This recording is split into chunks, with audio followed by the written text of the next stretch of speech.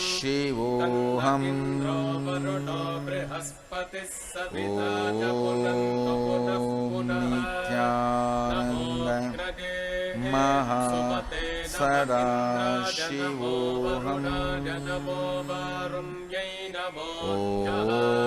ॐ नित्यानन्द महा सदा शिवोऽहम् ॐ नित्यानन्द महा सदा शिवोऽहम्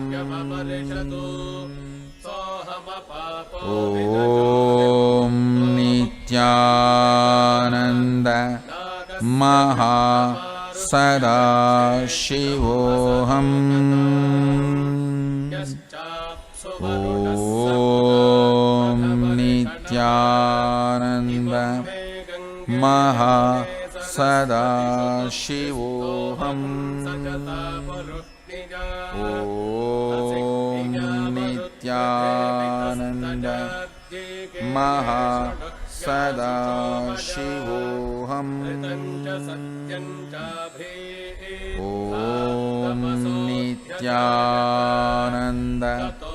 महा सदा शिवोऽहम् ॐ नित्यानन्द महा सदा शिवोऽहम् ॐ नित्यानन्द महा सदा शिवोऽहम् ॐ नित्यानन्द महा सदा शिवोऽहम् ॐ नित्यानन्द महा सदा शिवोऽहम् ॐ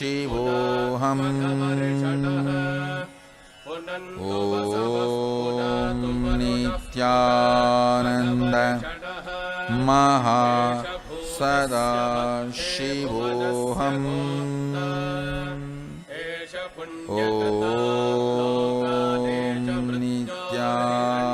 ॐ नित्यानन्द महा सदा शिवोऽहम् ॐ नित्यानन्द महा सदा शिवोऽहम् ॐ नित्यानन्द महा सदा शिवोऽहम् ॐ नित्यानन्द महा सदा शिवोऽहम् ॐ नित्यानन्द महा सदा शिवोऽहम् ॐ नित्यानन्द महा सदा शिवोऽहम् अधिसानो अव्ये बृहत्सोमो वावृधे सुबान इन्दुः जातवेदसे ॐ नित्यानन्द महा सदा शिवोऽहम् ॐ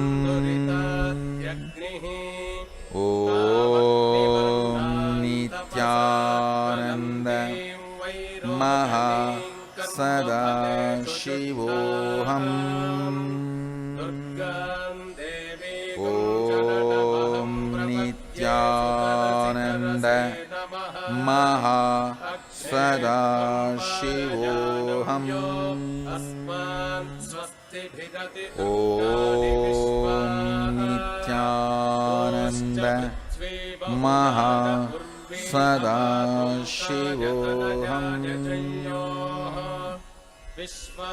ॐ नित्यानन्द महा सदा शिवोऽहम् ॐ